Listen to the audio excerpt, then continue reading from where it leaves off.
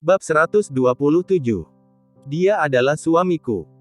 Melihat Andrew, yang biasanya pendiam namun kali ini sikapnya keras, Jenny sangat marah. Dia menoleh dan berkata kepada Rocky. "Rocky, ayahmu adalah orang bodoh, ayo coba kamu berikan komentar. Mana ada perseteruan yang melebihi 1 hari antara ibu dan anak serta saudara kandung sendiri, selalu mengatakan ingin memutuskan hubungan, ini terlalu kekanak-kanakan.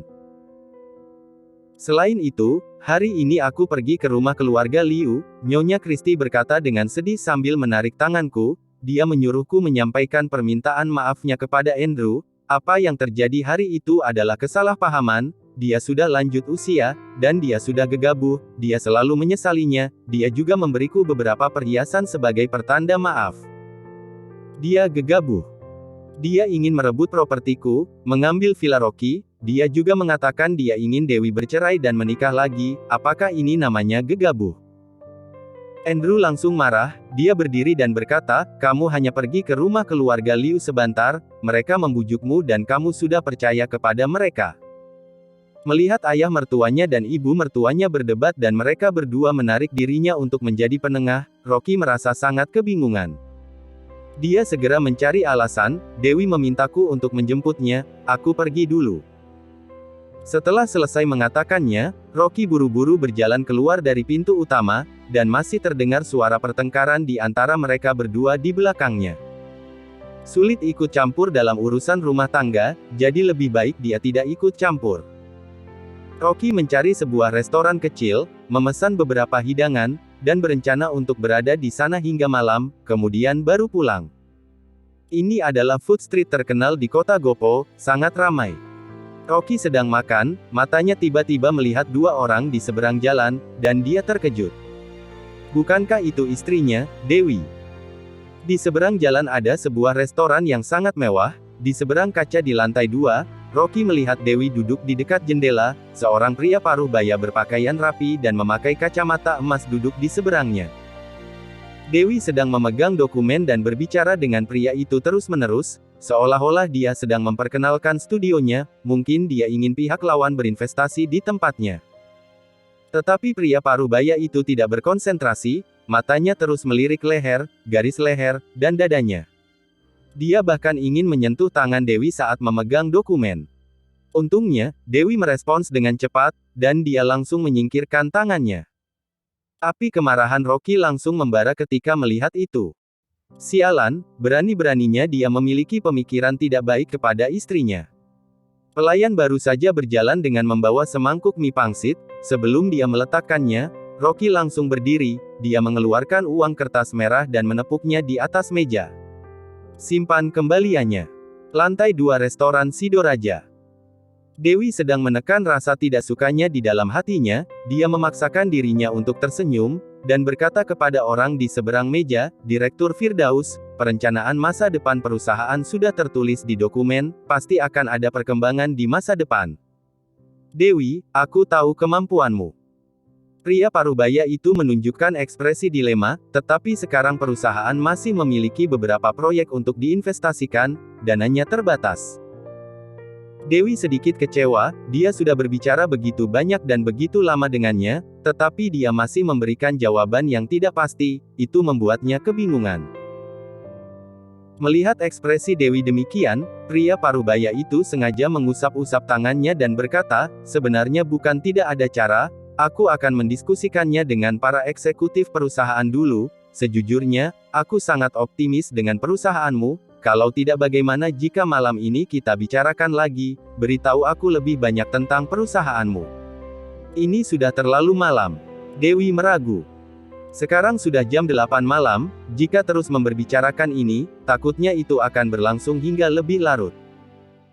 Pria parubaya itu berkata sambil tersenyum, "Tidak malam kok, investasi bukanlah hal yang sepele, bagaimana kita bisa saling percaya jika kita tidak saling memahami secara mendalam? Aku akan mentraktirmu makan cemilan malam dan kita bicarakan masalah perencanaan lagi. Ayo, Direktur Dewi, berjabat tangan untuk kerja sama kita di masa depan." Setelah selesai mengatakannya, pria parubaya itu mengulurkan tangannya dan hendak menjabat tangan kecil Dewi. Ada cahaya jahat melintas di dalam matanya. Pria parubaya itu bernama Firdaus, dan dia telah lama mendambakan Dewi, wanita tercantik di kota Gopo. Hanya saja karena kedudukan keluarga Liu yang tinggi, dia tidak berani sembarangan melakukan sesuatu kepada wanita cantik ini. Sekarang Dewi malah datang menemuinya, dia mengatakan bahwa dia telah memutuskan hubungan dengan keluarga Liu, dia ingin membujuknya untuk berinvestasi di studio barunya, ini membuatnya merasa sangat gembira, ia berencana untuk mendapatkan Dewi malam ini dan bermain dengannya. Dewi tidak ingin berjabat tangan dengan Firdaus, tetapi karena dia berinisiatif untuk berjabat tangan, jika dia menolak, dia akan terlihat tidak tulus, jadi dia memaksakan diri untuk mengulurkan tangannya. Tepat ketika Firdaus diam-diam merasa gembira dan hampir memegang tangan kecil Dewi. Tiba-tiba sebuah tangan besar langsung muncul dan menjabat tangannya. Firdaus tertegun sejenak, lalu dia mengangkat kepalanya dengan marah dan berteriak, "Siapa kamu? Apa yang kamu lakukan?" Ketika Dewi mendongak, dia juga tercengang. "Rocky, kapan kamu datang?" Setelah selesai mengatakannya, dia bergegas menjelaskan kepada Firdaus, "Dia adalah suamiku." Ketika mendengar kata "suami", wajah Firdaus langsung menjadi muram. "Aku baru tiba." Rocky berpura-pura tidak melihat kemarahannya, dia tersenyum pada Dewi, dan berkata kepada Firdaus, "Namamu Firdaus bukan, bos perusahaan Future?" Firdaus tampak marah dan dia berkata, "Ya, kenapa?" "Tidak apa-apa, hanya tidak begitu bermoral." Rocky mengangguk beberapa kali, dan sengaja memperpanjang nadanya. Firdaus merasa kesal, dia ingin menarik tangannya dengan acuh tak acuh. Tetapi telapak tangan Rocky seperti penjepit besi, itu membuatnya tidak bisa bergerak. "His." Firdaus mengeluarkan suara menarik napas, telapak tangannya terasa semakin sakit, dan tulang-tulangnya seperti hampir patah. "Kamu cepat lepaskan tanganku, tanganku sudah hampir dipatahkan olehmu." Dewi tahu bahwa Rocky kuat, dia bergegas berkata, "Rocky, lepaskan tangannya dulu." Rocky melepaskan tangannya dan menatap Firdaus sambil tersenyum sinis. Firdaus kesakitan hingga wajahnya tidak enak dipandang, dia melirik Rocky dengan marah, kemudian berkata kepada Dewi, "Suruh suamimu untuk segera pulang, aku tidak terbiasa membicarakan masalah investasi di depan orang luar." Dewi meragu sejenak dan berkata, "Rocky adalah suamiku, dia tahu tentang aku ingin mendirikan perusahaan, dia bukan orang luar. Bahkan jika dia bukan orang luar, aku juga tidak terbiasa membicarakan hal-hal penting seperti ini di depan pihak ketiga."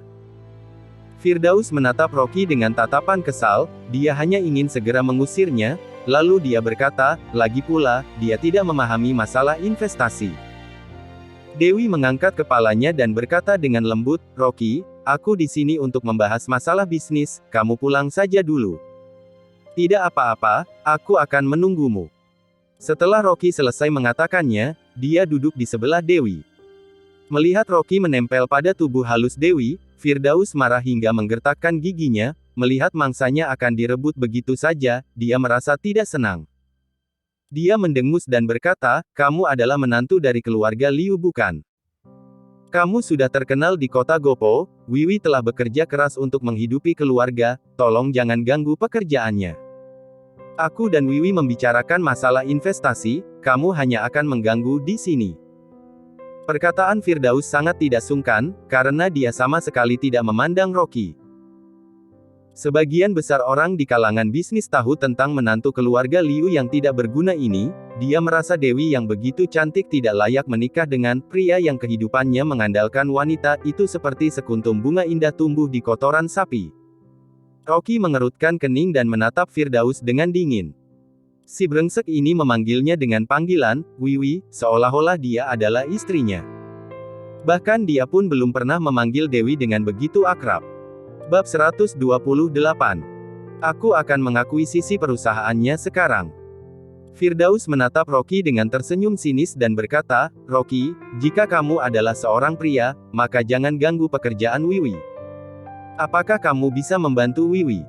Apakah kamu punya uang untuk diinvestasikan? Bisakah kamu mendapatkan kontrak gambar arsitektur untuk Wiwi? Jika tidak, aku sarankan kamu untuk mencari pekerjaan, baik itu menjadi pengantar catering atau penjaga keamanan, agar jangan terlalu santai di rumah setiap hari dan mencurigai istrimu."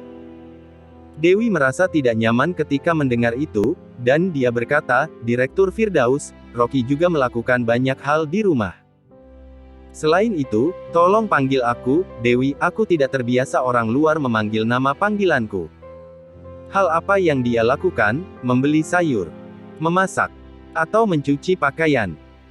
Firdaus tidak bisa menahan tawa, dan dia berkata, "Wiwi, jika suamimu tidak bisa mendapatkan pekerjaan, perusahaan kami kebetulan sedang merekrut penjaga keamanan, dia bisa datang untuk melamar pekerjaan."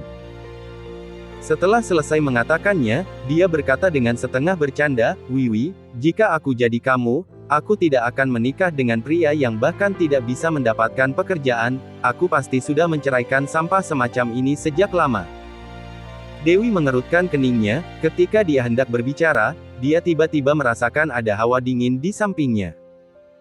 Dia menoleh dan melihat Rocky berdiri, dia tersenyum, dan berkata kepada Firdaus, "Aku sudah lama mendengar tentang Direktur Firdaus, ternyata orangnya memang demikian. Aku juga ingin mengatakan sesuatu kepada Direktur Firdaus."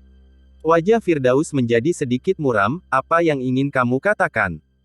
Dia pikir Rocky adalah orang yang tidak berguna dan tidak berani melakukan sesuatu kepadanya. Rocky meletakkan kedua tangannya di atas meja, sedikit mencondongkan tubuh ke depan, dan berkata sambil tersenyum.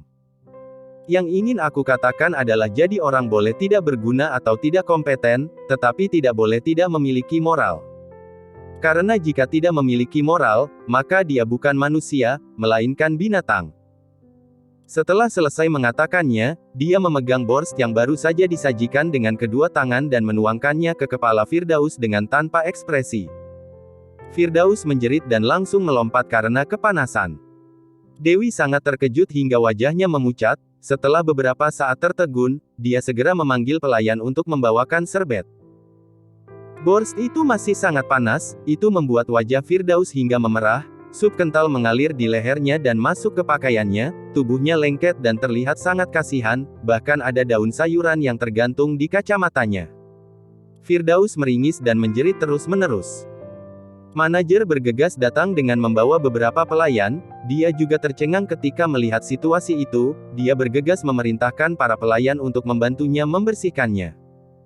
Firdaus melepas kacamatanya dan berteriak pada Rocky, "Sialan, apakah kamu cari mati?"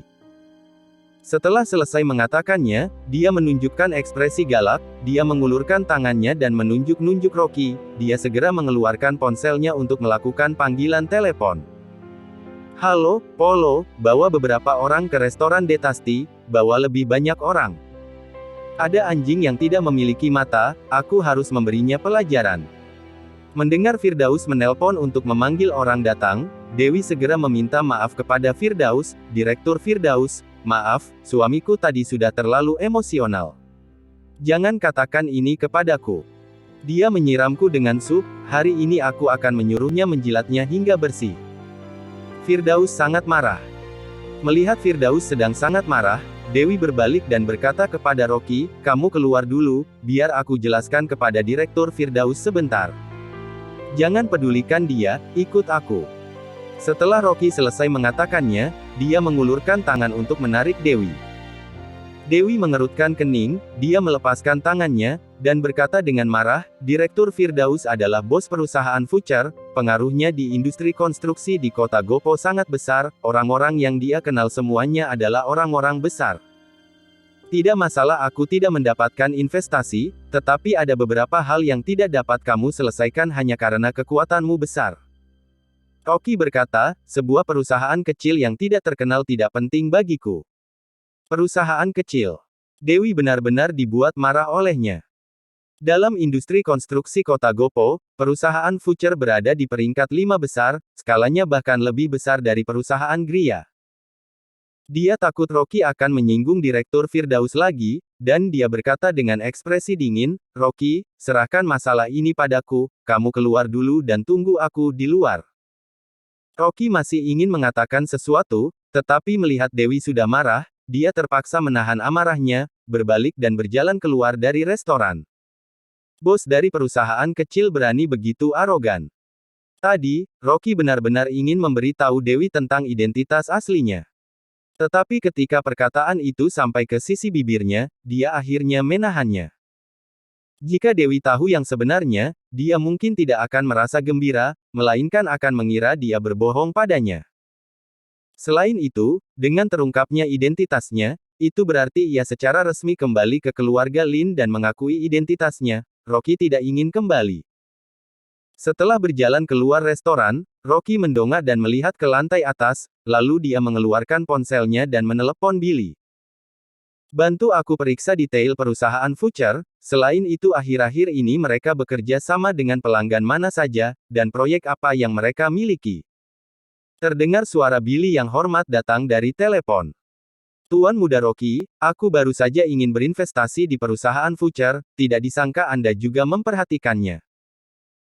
Beberapa perusahaan klien terbesar mereka juga memiliki investasi keluarga, perusahaan mereka menandatangani banyak kontrak tahun ini, selain properti komoditas kecil perusahaan WeHo, proyek lainnya juga berada di tangan perusahaan investasi kita. Benarkan itu? Rocky menggaruk-garuk kepalanya. Dia meminta Billy mengeluarkan sejumlah besar uang untuk menyelidiki proyek potensial, dan melakukan investasi demi persiapan untuk masa depan. Billy mengikuti instruksinya dengan baik dan berinvestasi di lebih dari belasan perusahaan, dan sekarang juga masih terus mengobservasi masalah investasi. Ternyata perusahaan Future juga salah satu proyek investasinya. Rocky tiba-tiba ingin tertawa. Dia menyesal telah berbelas kasihan tadi, dia seharusnya langsung menaruh panci sup ke kepala Firdaus. Sepertinya jika dia punya waktu luang, dia harus meminta Billy untuk membuat daftar perusahaan yang diinvestasikan, dan dia akan memeriksanya satu persatu, jangan sampai ketika dia pergi ke perusahaan atas namanya suatu hari nanti, dia yang sebagai bosnya masih tidak tahu. Billy bertanya dengan hormat, Tuan Muda Rocky, apakah ada yang perlu aku bantu? Oh, kamu tarik kembali investasinya, aku tidak suka dengan perusahaan Future. Perusahaan Future telah menyinggung perasaan Anda. Apakah perlu aku mengakuisisi perusahaan Future? Rocky menggelengkan kepalanya. Ada uang memang bisa melakukan sesuatu sesuka hati, bahkan Billy, kepala pelayan keluarga kaya juga sangat tenang ketika mengatakan masalah mengakuisisi perusahaan. Itu seakan-akan seperti membeli kubis di pasar sayur. Sadis dan tidak manusiawi. Rocky berkata, aku tidak suka perusahaan kecil seperti itu, aku tidak menginginkannya, buat saja mereka bangkrut. Tuan Muda Rocky, Anda tunggu beberapa menit, aku akan segera mengaturnya. Billy bahkan tidak menunda waktu sedikit pun, jawabannya tegas dan percaya diri, seolah-olah membuat perusahaan Future bangkrut, itu sesederhana meremas semut sampai mati. Setelah Rocky selesai memberikan instruksi, dia menutup teleponnya, dia mendongak dan melihat ke atas, Dewi masih terus meminta maaf kepada Firdaus. Firdaus tampak sombong, tidak tahu apa yang dia katakan, mungkin dia sedang memarahinya. Dia langsung duduk di pinggir jalan dan menunggu istrinya keluar dengan bermalas-malasan. Di kegelapan malam, penampilan Rocky biasa-biasa, seperti orang yang sangat biasa, jadi tidak ada yang memperhatikannya. Tetapi di lantai atas, Direktur Firdaus, yang terkenal di kota Gopo, dan perusahaan Future, 5 perusahaan teratas di industri konstruksi kota Gopo, bisa dihancurkan oleh Rocky dengan begitu mudah. Ada uang, memang bisa melakukan sesuatu sesuka hati. Bab 129. Kamu sudah bangkrut. Karena ada urusan di keluarga beberapa hari ini, jadi Billy kembali ke kota Wasa melaporkan pekerjaan. Saat ini dia dengan hormat meletakkan ponselnya dan segera menelepon perusahaan WeHo. Lian, Tuan Muda memerintahkan untuk melakukan sesuatu. Presdir Lian, dari perusahaan WeHo, yang terkenal di luar, sekarang Billy memanggilnya dengan panggilan, Lian, dengan sangat alami. Lian sedang bersantai di sauna, ketika dia melihat bahwa panggilan itu dari Billy, dia buru-buru mendorong pemijat menjauh, dan berkata dengan hormat, Direktur Billy, ada instruksi apa dari Tuan Muda Rocky? Perusahaan Future membuat Tuan Muda Rocky tidak senang, batalkan semua kerja sama antara perusahaan WeHo dan perusahaan Future. Lian tertegun, dan dia segera berkata, apa, perusahaan jelek yang hanya berskala kecil itu berani memprovokasi Tuan Muda? Firdaus ini cukup memiliki nyali, aku akan mengajari Firdaus ini bagaimana menjadi orang. Billy mengangguk puas, dia menutup telepon, dan melakukan beberapa panggilan telepon lagi. Di kota Gopo, Lian juga bergegas mengambil ponselnya dan mulai menghubungi orang-orang di kalangan bisnis. Dia bahkan takut Rocky akan melupakan dirinya, dengan tidak mudahnya mendapatkan kesempatan untuk menyanjungnya, jadi dia harus melakukannya dengan baik. Saudara Lee, apakah kamu memiliki kerjasama dengan perusahaan Future? Bekerja sama dengan perusahaan WHO kami saja, syaratnya adalah membatalkan semua kontak dengan perusahaan Future. Saudara Zhao, apakah kamu memiliki proyek kerjasama dengan perusahaan Future? Besok bawa ke perusahaan WHO, aku akan memberikan harga 2 kali lipat. Lian duduk dengan sangat leluasa, posturnya saat menelpon sangat arogan, seperti seorang bos yang memerintah anak buahnya. Mau bagaimana lagi, dia seperti semut di depan Rocky dan seperti Aning Puk di depan Billy, tetapi dalam kalangan pembisnis kota Gopo, dia adalah seekor buaya besar. Adapun Billy, orang-orang yang berhubungan dengannya adalah tokoh-tokoh yang tingkatannya lebih tinggi, jadi perusahaan-perusahaan besar dan kecil di kota Gopo ini diserahkan kepada Lian. Restoran Detesti. Firdaus berjalan keluar dari pintu utama, wajahnya yang disiram sup masih terasa sakit. Ketika dia melihat Rocky duduk di pinggir jalan, dia memelototinya dengan galak, kemudian berbalik. Dewi menghampirinya dengan ekspresi dingin, dia bahkan tidak melihat ke Firdaus lagi. Kalau bukan karena takut Firdaus akan mencari masalah dengan Rocky, dia pasti sudah tidak bisa menahan amarahnya sejak tadi, dan sudah menamparkan wajah Firdaus. Tidak apa-apa, Wiwi, ini hanya cedera ringan. Firdaus berpura-pura berlapang dada, demi kamu, aku akan memaafkan Rocky, aku akan mentraktirmu makan besok malam dan membicarakan tentang investasi lagi. Di permukaan, dia menganggap seperti tidak ada yang terjadi, itu hanya untuk menyenangkan Dewi, tetapi di dalam hatinya api amarahnya sedang membara. Kalau bukan karena tadi Dewi meminta maaf, dia benar-benar sangat ingin langsung melempar Rocky ke bawah dari lantai atas. Namun, Firdaus juga tidak berencana untuk memaafkan Rocky, setelah dia mendapatkan Dewi besok, dia akan mencari orang untuk melumpuhkan tangan Rocky. Bagaimanapun, dia miliki uang, dia tidak takut sedikit pun. Bahkan jika Rocky terbunuh, dia juga masih bisa mengeluarkan uang untuk mencari orang menjadi kambing hitamnya. Rocky berjalan mendekati mereka dan berkata, istriku, ayo kita pulang. Dewi meliriknya, lalu dia menoleh ke Firdaus dan berkata, Direktur Firdaus, aku ada urusan besok jadi tidak bisa datang. Firdaus tertegun, bagaimana jika lusa? Dewi menekan rasa jijiknya, dan berkata dengan dingin, Direktur Firdaus, aku tidak akan memikirkan masalah investasi lagi, mulai hari ini kita tidak perlu saling berkontak lagi. Tidak mau melakukan investasi lagi. Ekspresi Firdaus sedikit berubah, jadi bukankah dia tidak akan bisa mendapatkan Dewi? Dia bergegas tersenyum canggung dan berkata, Wiwi, sebenarnya aku bisa berinvestasi di tempatmu, asalkan kamu datang menemaniku besok malam. Sambil berkata, Firdaus mengulurkan tangannya untuk menarik lengan Dewi.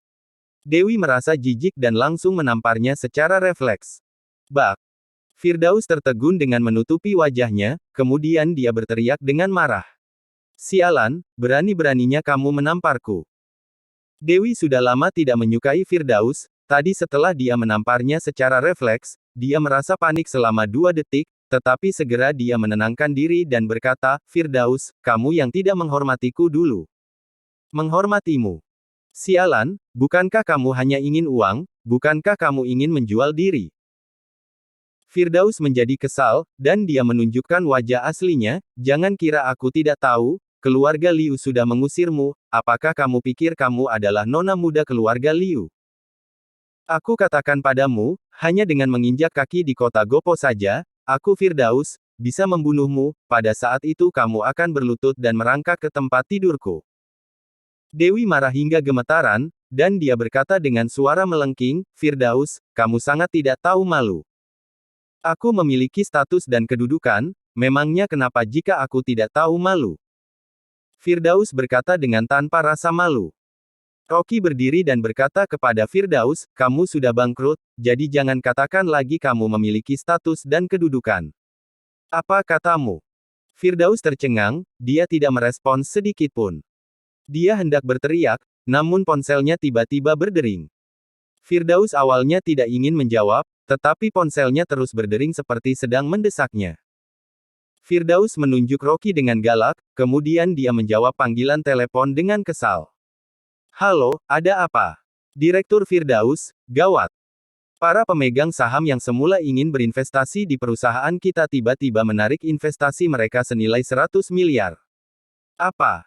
Ekspresi wajah Firdaus langsung berubah drastis, aku akan segera menelepon ke kota Wasa. Tunggu sebentar, bukan hanya investasi dari kota Wasa, bahkan perusahaan Weho, yang memiliki kerjasama jangka panjang dengan perusahaan kita juga tiba-tiba membatalkan semua kerjasama. Selain itu, Direktur Zhao, Direktur Li, Direktur Song. Semua membatalkan kontrak dengan kita. Firdaus memegang ponselnya, dia terkejut hingga tidak bisa mengatakan apa-apa. Tetapi suara di telepon terus berlanjut. Saat ini, 4 perusahaan telah menelepon dan meminta perusahaan Future membayar ganti rugi melanggar kontrak. Manajer Zhang dari Departemen Keuangan Hatis menelepon dan ingin menarik kembali pinjaman sebesar 30 miliar, batas waktu mentransfer hingga besok, jika tidak, maka akan ditangani sesuai proses hukum. Bank Bukhari mendesak membayar hutang dan meminta kita untuk menyelesaikannya besok siang, jika tidak aset perusahaan akan dilelang secara yudisial. Firdaus berkeringat, wajahnya sangat pucat, dan keringat dingin membasahi bajunya. Apakah dunia ini sudah gila? Atau apakah dia sedang mimpi buruk? Kenapa tiba-tiba semua hal yang sial bisa terjadi? Semuanya seperti janjian. Apa sebenarnya yang terjadi? Apa-apaan ini? Keringat Firdaus seperti hujan, dia tidak bisa berdiri stabil lagi, jadi dia berpegangan pada dinding dengan tangannya. Dewi tidak tahu dia berteleponan dengan siapa, tetapi ketika dia melihat setelah Firdaus menjawab panggilan telepon ekspresinya langsung berubah drastis, dan dia seperti mengalami penyakit akut, dia juga menjadi gugup. Rocky, apakah Firdaus tiba-tiba mengalami penyakit akut? Rocky berkata sambil tersenyum sinis, mungkin, kepribadian ganda, bahkan dia tidak bisa mengingat siapa dirinya lagi. Terdengar suara kepanikan dan tangisan sekretarisnya dari telepon, tetapi Firdaus tidak dapat mendengarnya dengan jelas, telinganya berdenging, dan pikirannya penuh dengan kata-kata Rocky tadi. Kamu sudah bangkrut. Firdaus berkeringat dingin, dia mengangkat kepalanya dengan ngeri, dan terus menatap Rocky. Mungkinkah dia bisa mengetahui masa depan? Dia benar-benar sudah akan bangkrut. Firdaus merosot ke bawah, dan terlihat sangat putus asa.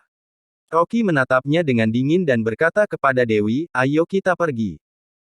Dewi tidak tahu apa yang terjadi pada Firdaus, tetapi dia sudah tidak ingin melihat orang ini lagi, jadi dia berbalik dan pergi. Pada saat ini, Firdaus tiba-tiba tersadar dan langsung mengangkat kepalanya untuk melihat Rocky. Tiba-tiba, dia bergegas bangkit dan mengejar Rocky. Tepat ketika Rocky hendak masuk ke mobil, Firdaus memegangnya, matanya memerah, dia terengah-engah, dan dia menatapnya dengan tatapan galak.